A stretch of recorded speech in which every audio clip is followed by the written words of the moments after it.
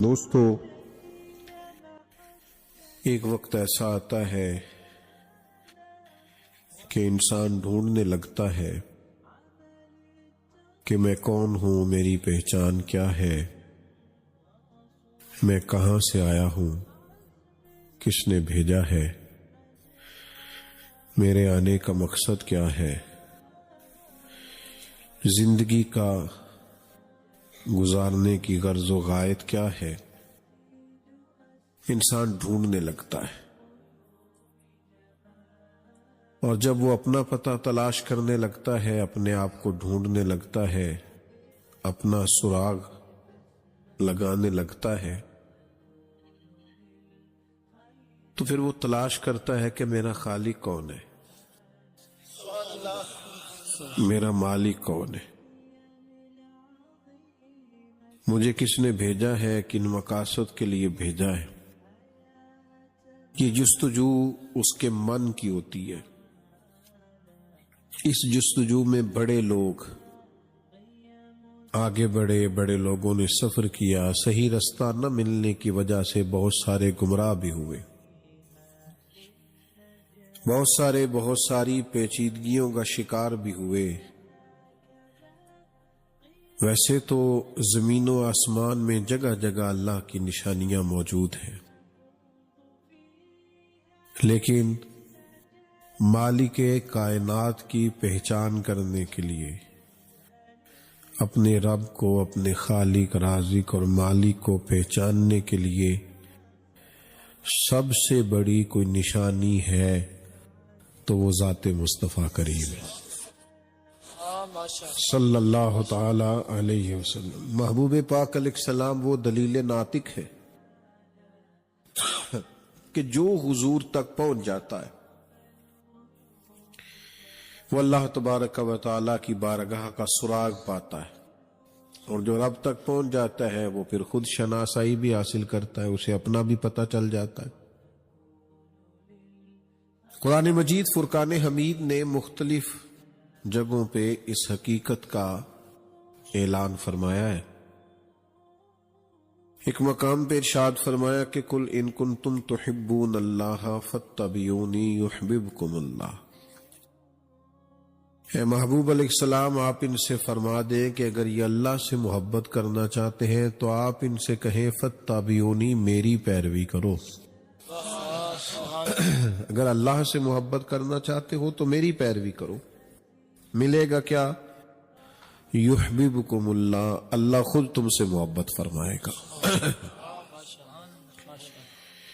نبی کریم علیہ السلام کی بارگاہ تک انسان کا پہنچنا، حضور کے مقدس قدموں تک رسائی پانا، حضور سرور عالم علیہ السلام کی غلامی کرنا، نبی کریم علیہ السلام کی پیروی کرنا، اتباع کرنا، یہ بندے کو اللہ کا محبوب بناتی ہے۔ اور صحابہ کرام علیہم رضوان میں ایک تڑپ تھی کہ ہم دیکھیں ہمارا رب کون ہے، خالق کون ہے، مالک کون ہے، یہ تڑپ تھی۔ ایک دن صحابہ کرام کی ایک جماعت جمع ہو کر، اکٹھے ہو کر حضور علیہ السلام کی بارگاہ میں آئے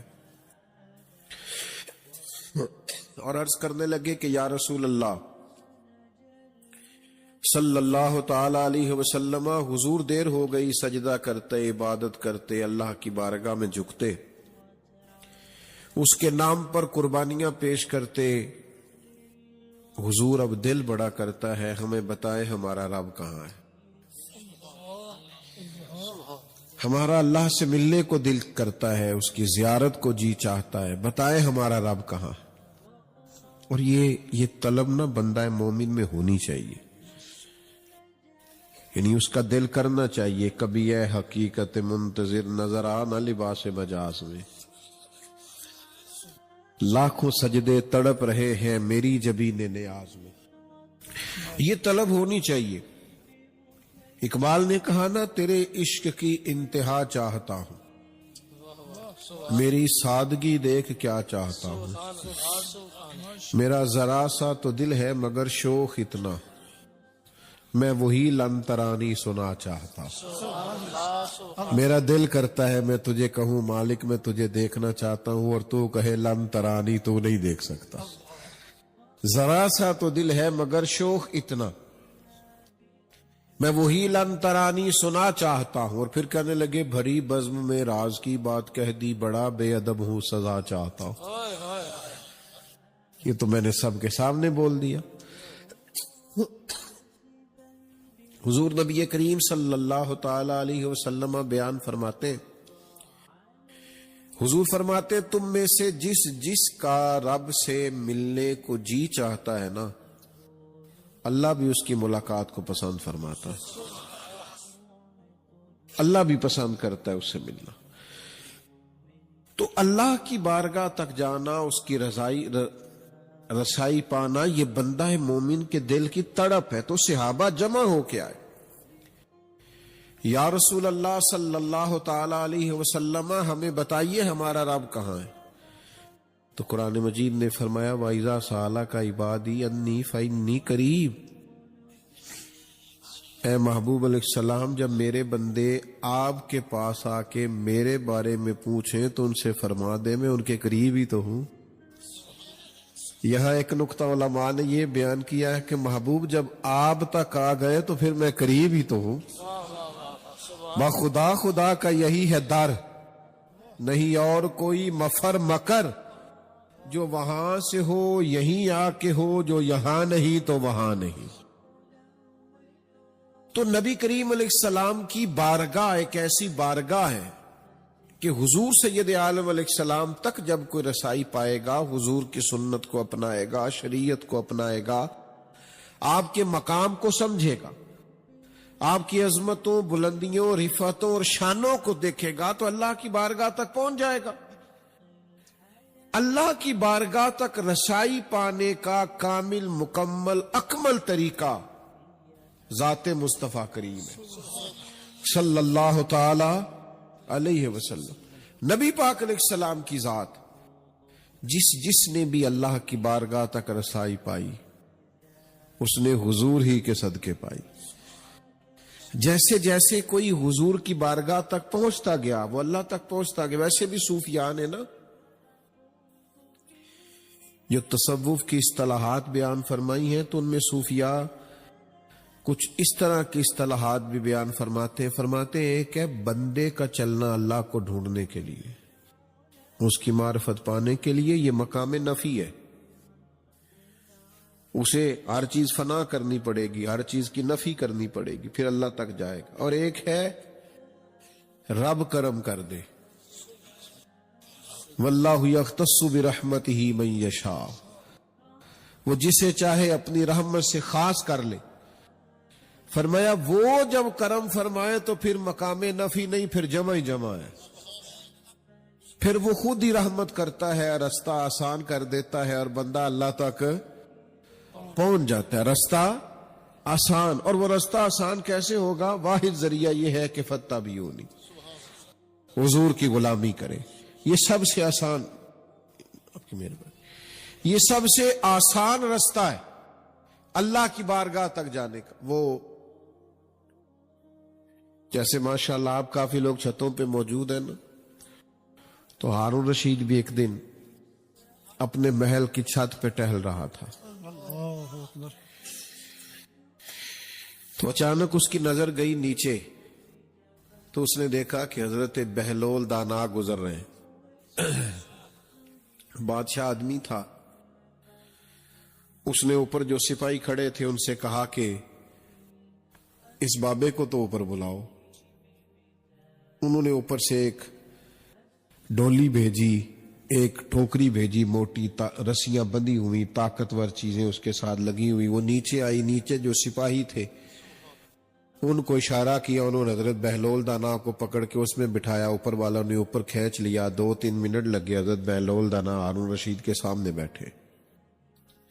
تھوڑا غصہ لگا کہ یہ کوئی طریقہ نہیں ویسے بلانے کا، لیکن بادشاہ لوگ بادشاہ ہوتے۔ حضرت بہلول دانا کو بلا کے کہنے لگا حضور ناراض نہ ہوئیے گا، ایک بات پوچھنی تھی۔ آپ فرمانے لگے بھائی بڑا کمال طریقہ ہے تیرا مسئلہ پوچھنے کا، چلو پوچھو۔ تو کہنے لگا پوچھنا یہ تھا کہ یہ بتائیے آپ اللہ تک کیسے پہنچے؟ آپ کو قرب الہی کیسے ملا؟ یہ معرفت الہی کے خاص جلوے، یہ آپ کی شخصیت پر جذب کی کیفیات، یہ ہر وقت اللہ کی محبت میں خود رفتہ رہنا، آپ اللہ تک کیسے پہنچے؟ تو رب کریم کے بندے آسان باتیں کرتے، باتوں کو الجھایا نہیں کرتے، سوکھی سوکھی بات کرتے۔ حضرت بہلول دانا فرمانے لگے جس طرح ابھی زمین سے تیرے تک نہیں پہنچا، بس اسی طرح میں رب تک پہنچ گیا ہوں۔ تو بادشاہ تھا، ان کے اپنے ذہن ہوتے، کہنے لگا سمجھ نہیں آئی۔ فرمایا تو بادشاہ جو ہوا، بادشاہ لوگوں کے مزاج ہوتے۔ فرمایا اگر میں تجھ سے ملنا چاہتا تو میں ایک درخواست لکھتا کہ مجھے تجھ سے ملنا ہے، پھر میں کسی وزیر کے سفارشی سائن کراتا، پھر تو مجھے کوئی ٹائم دیتا فلاں دن آ جانا، پھر میں لائن میں لگتا، پھر میری باری آتی تو پتہ نہیں تیرا موڈ کس طرح کا ہوتا، تو بات سنتا کہ نہ سنتا۔ جب میں چاہتا تو پتہ نہیں کتنا وقت لگ جاتا، جب تو نے چاہا ہے نا۔ مانا کہ محبت کے سفر میں ہر گام پہ 100 مشکل ہے، لیکن یہ سفر آسان بھی ہے اگر ساتھ تمہارا ہو جائے۔ میں اگر چاہتا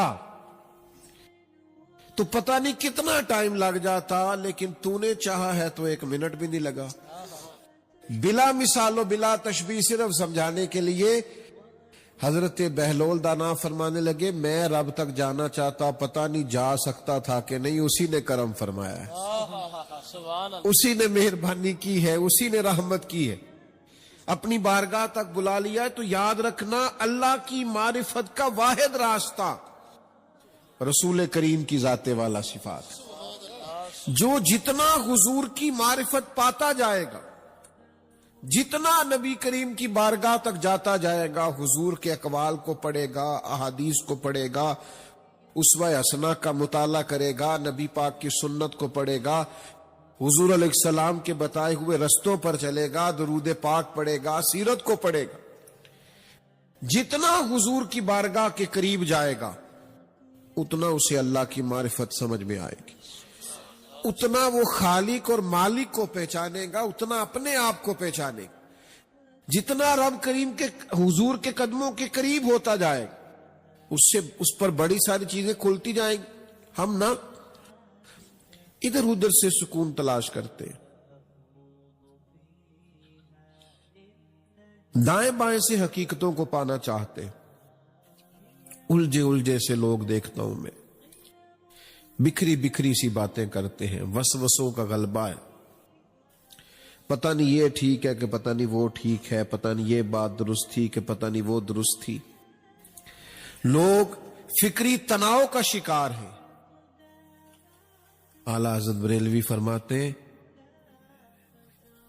ایک ہی حل ہے، ایک ہی، فرماتے ہیں ان کے در پہ آ پڑو، حضور کی بارگاہ تک آؤ، نبی کریم کے حضور حاضری دو۔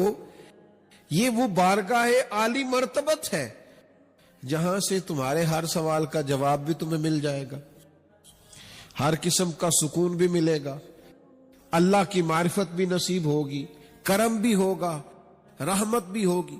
اور یہ آپ سمجھ لیں، دیکھ لیں کہ جو بھی حضور کی بارگاہ تک گیا ہے نا وہ رب کو پہچان گیا، وہ پہچان گیا، اسے معرفت الہی حاصل ہو گئی۔ حضرت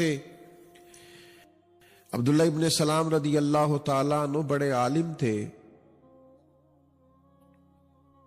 تورات جانتے تھے، انجیل جانتے تھے، زبور کا مطالعہ رکھتے تھے۔ یہ جو لوگ پڑھے لکھے ہوتے ہیں نا، ان بیچاروں کے ذہنوں میں سوال بڑے ہوتے ہیں۔ تو بعد کی بات ہے نا کہ صد کتاباں صد ورق در نار کن، روئے دل را جانب دلدار کن. مشکل کام ہے، لیکن پڑھا لکھا ہونے کے بعد انسان کسی ایک جگہ قیام کرے اور اسے اطمینان نصیب ہو، یہ اللہ کی عطا ہے. یہ دنیاوی پڑھے لکھے کی بات کر رہا ہوں. حضرت عبداللہ ابن سلام رضی اللہ تعالیٰ عنہ آسمانی کتب کا مطالعہ رکھتے تھے اور بڑی باریک بینی سے رکھتے تھے. فرماتے ہیں جب نبی کریم علیہ السلام مدینہ منورہ میں تشریف لائے تو میں حاضر ہوا. میرا خیال یہ تھا کہ میں کچھ سوالات کروں گا، کچھ باتیں کروں گا، کچھ سوالات کے جواب چاہوں گا اور کچھ اپنے آپ کو مطمئن کروں گا. آپ بات کو سمجھیے گا. فرماتے ہیں جب میں دروازہ رسول تک پہنچا نا، میری طرف دیکھیے گا. فرماتے ہیں جب میں نبی کریم کی بارگاہ تک پہنچا تو حضور اپنی اونٹنی پر تشریف فرما تھے اور صلہ رحمی کے حوالے سے کچھ گفتگو فرما رہے. فرماتے میں نے اور کچھ نہیں دیکھا، بس نبی پاک کا نا معصومانہ لہجہ دیکھا، حضور کی گفتگو کی مٹھاس دیکھی، جھکی جھکی سی نظریں دیکھی، بات کا دوسری بات سے جدا ہونا دیکھا، لفظوں کا ٹھہراؤ دیکھا.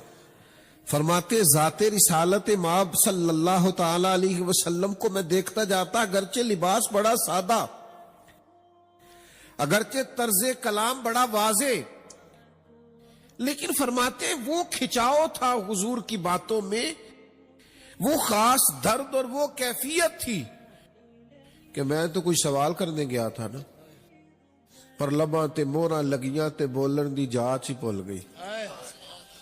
فرماتے میں تو گیا تھا سوال کرنے اور میں تو گیا تھا بات کرنے، لیکن حضور کی بات مکمل ہوئی تو میں قریب گیا، میں نے کہا یا رسول اللہ کلمہ پڑھا دے. میں وہاں سے واپس لوٹا، اس بات کو آپ سمجھیں. میں واپس لوٹا تو مجھ سے لوگوں نے کہا کہ آپ تو سوال جواب کرنے گئے تھے تو فوراً مسلمان ہو گئے. تو میں نے کہا تم نے حضور کا چہرہ نہیں دیکھا؟ اس طرح کا چہرہ معاذ اللہ کسی جھوٹے کا ہو سکتا؟ تم نے یہ انداز نہیں دیکھا؟ حضور کی بارگاہ تک جو گیا وہ اللہ تعالیٰ تک پہنچ گیا، وہ زندگی کی معرفت کو پا گیا، وہ سمجھ گیا کہ مقصد حیات کیا ہے. اسے سمجھ آ گئی ہم کون ہیں، ہم کہاں سے آئے ہیں، ہم کیوں آئے، ہمارے جینے کا مقصد کیا ہے، ہمارا دنیا سے جانے کا مقصد کیا ہے. انہیں زندگی کے اصول سمجھ میں آ گئے. ہم نہ جتنا دوڑ سکتے ہیں دوڑ لیں، جن رستوں پہ نکلنا چاہتے ہیں نکل لیں.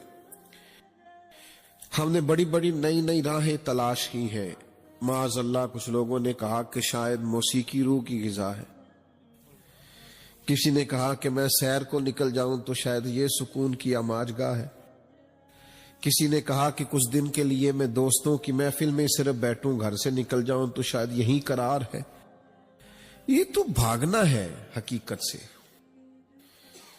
یہ تو آپ حقیقت سے منہ موڑ رہے ہیں، یہ تو آپ عارضی سہارے تلاش کر رہے ہیں، یہ تو چھپنے کے لیے آپ جگہ ڈھونڈ رہے ہیں، یہ تو آپ اس طرح کا رویہ اپنا رہے ہیں کہ کچھ دیر کے لیے آپ کو سانس آئے. او میرے بھائیوں، جب انسان محبوب کی گلی میں جاتا ہے نا، جب وہ حضور کی بارگاہ کا ہو جاتا ہے، پھر وہ یہ جتنے بھی حقوق العباد ہے یہ اس کے لیے بوجھ نہیں رہتے. پھر تو کہتا ہے میں تو ماں باپ کی نوکری بھی اس لیے کر رہا ہوں کہ مدینے والے محبوب نے کہا ہے، میں تو بیوی کے حقوق بھی اس لیے ادا کر رہا ہوں کہ یہ میرے نبی نے میری ڈیوٹی لگائی ہے، میں تو بچوں کی خدمت بھی اس لیے کر رہا ہوں کہ یہ میرے رسول کریم علیہ السلام نے مجھے ارشاد فرمایا. یہ جتنی معاشرت ہے یہ ساری اس لیے ادا کر رہا ہوں کہ فرض محبت ادا کر رہا ہوں، کسی کی ادا کو ادا کر رہا ہوں. پھر انسان ایک عجیب سے کیف میں رہتا ہے، اسے سرور حاصل ہو جاتا، معنویت اسے نصیب ہو جاتی. لیکن شرط کیا ہے؟ وہ حضور کی بار الترغیب و ترہیب میں حدیث ہے، ایسے محفل لگی ہوئی تھی صحابہ کی، مجمع تھا، حضور بیٹھے،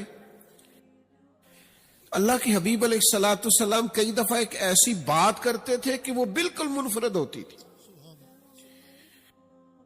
اس وقت اس کی توقع نہیں ہوتی تھی، وہ عنوان نہیں ہے۔ حضور نے اچانک فرمایا جس کا کوئی رشتہ دار اس سے ناراض ہے نا، وہ ہماری محفل سے اٹھ کے چلا جائے۔ اللہ اکبر۔ ہر بندہ چاہتا ہے نا کہ اس کے رزق میں بھی برکت ہو، عمر بھی لمبی ہو، سب کی خواہش ہے نا۔ تو اللہ کے حبیب نے نسخہ بیان فرمایا۔ حضور علیہ السلام فرماتے ہیں جو چاہتا ہے عمر لمبی ہو، رزق میں برکت ہو، اپنے رشتہ داروں سے اچھا سلوک کرے۔ وظیفہ کافی مشکل جے تسی سارے کورن لگ پے ہو مینوں، حالانکہ میں نے حدیث پاک سنائی ہے، یہ مشکات میں بھی موجود ہے، بخاری مسلم میں بھی موجود۔ حضرت تشریف فرمائے، میری تائید کر رہے بھائی، جو چاہتا ہے عمر میں بھی برکت ہو، رزق میں بھی برکت ہو، اپنے رشتہ داروں سے دیکھو نا کڈا مشکل ہے، کہنا کڈا مشکل ہے، تو کرنا کتنا مشکل ہوگا، لیکن یہ کرے، اس سے بڑی برکات ہوتی، کرم ہوتا۔ تو بیٹھے بیٹھے اللہ کے حبیب علیہ السلام نے فرما دیا، یہ حضور علیہ السلام کی دی ہوئی حسن معاشرت ہے، اس پر غور کر لیں۔ فرمایا جس کا کوئی رشتہ دار ناراض ہے اٹھ کے چلا جائے۔ چپکے سے ایک صحابی اٹھے، تھوڑی دیر کے بعد واپس آ گئے۔ یہ ہے محبت رسول کے اندر گم ہونے کا نتیجہ۔ تو کسی نے پوچھا کدھر گئے تھے؟ کہنے لگے خالہ ناراض تھی، منا کے آیا۔ یہ بات کو سمجھے، اس کو آپ نے سمجھنا ہے۔ خالہ تو پہلے بھی ناراض تھی، وہ تو پہلے سے ناراض تھی، یہ اب کیوں گئے؟ اصل میں خالہ کو نہیں منایا، مدینے والے محبوب کو منایا ہے۔ حضور نے فرمایا نا آج، تو منایا کس کو ہے؟ رسول کریم صلی اللہ علیہ وسلم، یہ نبی کریم کو منایا کہ حضور نے فرمایا جس کا کوئی ناراض ہے اٹھ کے چلا جائے۔ میرے بھائی، نبی کریم علیہ السلام کی بارگاہ تک جاؤ گے تو جان نہیں چھڑاؤ گے، رشتوں سے، حقوق سے بھاگنا نہیں پڑے گا۔ یہ محسوس نہیں ہوگا کہ یار یہ کب تک میں نے کرنا ہے، جینے کا ڈھب اور سلیقہ ہے۔ آپ کو محسوس ہوگا کہ زندگی بڑی حسین ہے، آپ کو لگے گا کہ میں جو کر رہا ہوں یہ بڑا کرم والا معاملہ ہے۔ نبی کریم کی بارگاہ تک جو بھی گیا ہے وہ اپنے رب کی معرفت بھی پا گیا ہے اور اپنے آپ سے بھی آشنا ہو گیا۔ یہ زندگی کسی کام لگ گئی ہے، وہ کسی ڈیوٹی پہ لگ گیا ہے، اسے زندگی میں کچھ کرنے کا سلیقہ آ گیا۔ جب آپ بارگاہ رسول کریم علیہ السلام تک جائیں گے آپ کو آسانی محسوس ہونے لگے گی، زندگی کے سارے کام بڑے اطمینان سے ہونے لگیں گے۔ دیکھیے حاتم تائی کی بیٹی قیدی ہو کے آئی تھی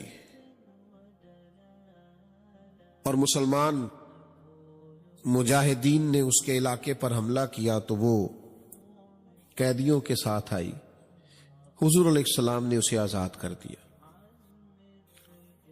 واپس گئی، اپنے بھائی عدی بن حاتم سے جا کے کہنے لگی جس سے میں مل کے آئی ہوں وہ بادشاہ نہیں، اللہ کے نبی ہیں صلی اللہ تعالی علیہ وسلم۔ بادشاہوں کے یہ مزاج نہیں ہوتے، ان کے یہ طریقے نہیں ہوتے۔ جن سے میں مل کے آئی نا، مل کے حضور سے گئی ہے، لیکن حضور سے ملنے کے بعد اس کے ذہن میں آ گیا یہ اللہ کے نبی ہے۔ تیری حیات پاک کا ہر لمحہ پیغمبر لگے۔ حضور سے مل کے گئی اور جا کے اس نے یہ اپنے بھائی سے کہا۔ تو عدی جو تھے وہ ظاہر ہے حاتم تائی نے زندگی میں بڑے بڑے بادشاہوں سے، بڑے بڑے لوگوں سے ملاقات کی تھی، تو عدی کہنے لگا کہ میں اسی طرح عورتوں کے کہنوں پہ نہیں مانتا، میں خود جاؤں گا۔ عدی آئے مسجد میں، حضور تشریف فرمائے، سادی سی مسجد، غلاموں کے بیچ آقا تشریف فرمائے۔ اور بڑا انفرادی سا رنگ ہے، بڑی سادگی ہے. ادی کہتے ہیں دل پہ چوٹ آئی، یہ بادشاہ ہوتے تو محل ہوتا، یہ بادشاہ ہوتے تو لاؤ لشکر ہوتے، ہٹو بچوں کی داستانیں ہوتی، لیکن یہ سادگی، یہ خوبصورتی، یہ وزاداری، یہ غریب پروری، یہ بندہ نوازی. دل پہ چوٹ لگی، لیکن میرے دل میں خیال آیا کہ مسجد تو سادی ہے، شاید گھر بڑا عالیشان ہو. یہ بھی ہوتا ہے، یہ بھی ہوتا ہے. ہم نے دیکھا ہے بعض جگہوں پہ لوگ اپنے ذاتی گھر تو بڑے اونچے بنا لیتے ہیں، لیکن اپنے ابا جی کا دربار بنا رہے ہوتے ہیں تو اس پہ ساری زندگی بالے ہی کھڑے رہتے ہیں. گو کیتی ہے تواڈے پیراں دا دربار بندا ہے، تعاون کرو. او بھئی تیرے بھی کچھ لگتے تھے پیر صاحب، تو بھی کچھ کر. یہ رویے ہم نے دیکھے ہیں الا ماشاءاللہ. بھائی